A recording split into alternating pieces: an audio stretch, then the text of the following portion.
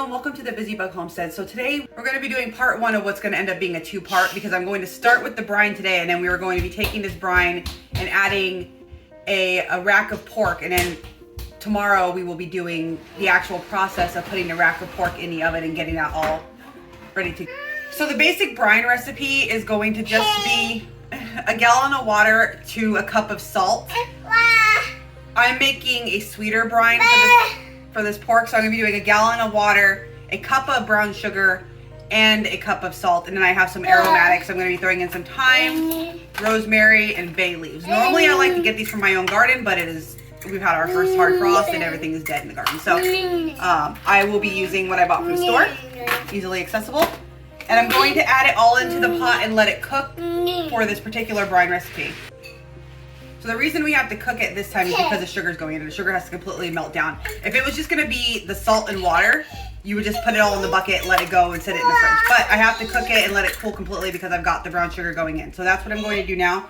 I'm gonna add my salt and my brown sugar, let it start to melt and caramelize. Not fully caramelize, but just mostly just melt down. Then I'll add my water, and we'll put it all in the bucket, and we'll put it in the fridge overnight.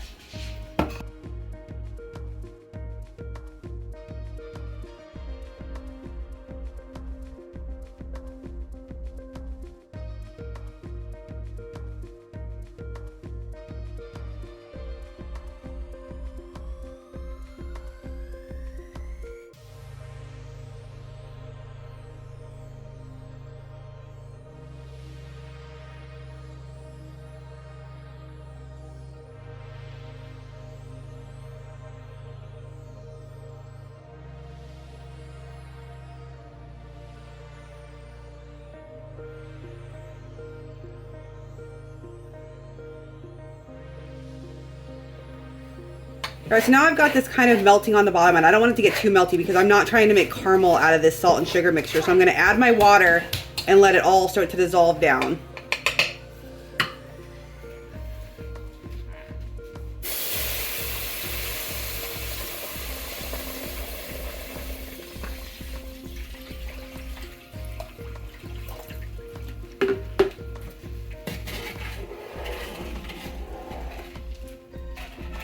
We're just looking for it to dissolve. Once it's dissolved, it's good to sit on the back burner to cool down for a little while on no heat. It's currently sitting on a medium heat right now.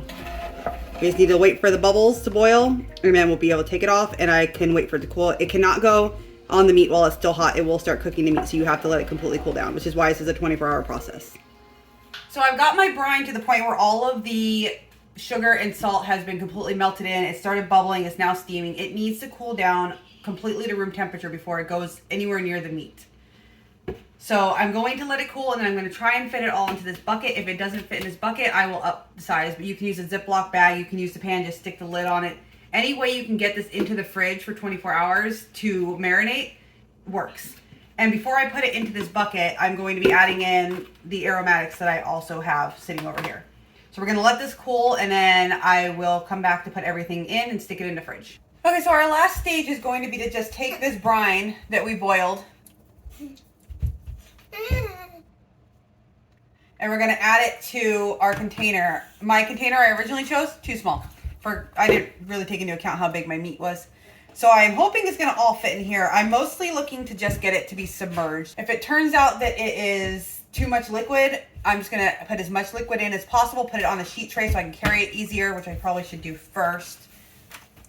I got a sheet tray, so we're going to be able to carry it to the fridge, and then I have a fork stabbed in here so that I can move this around and get all my liquid underneath and make sure everything is submerged so that as much of this salt, sugar, water mixture can go onto our pork.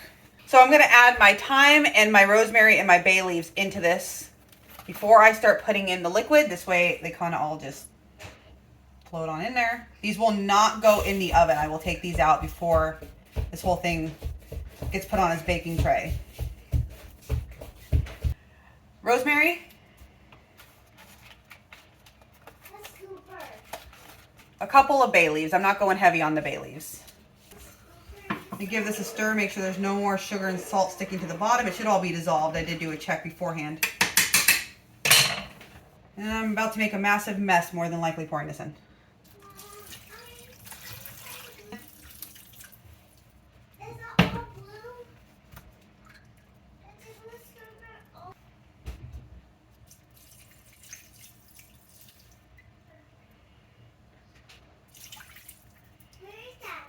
So I probably could have gone with just half the batch because my entire thing is full and I've still got half of this brine left. But I'm going to keep this brine because I will use this brine for a different dish later on.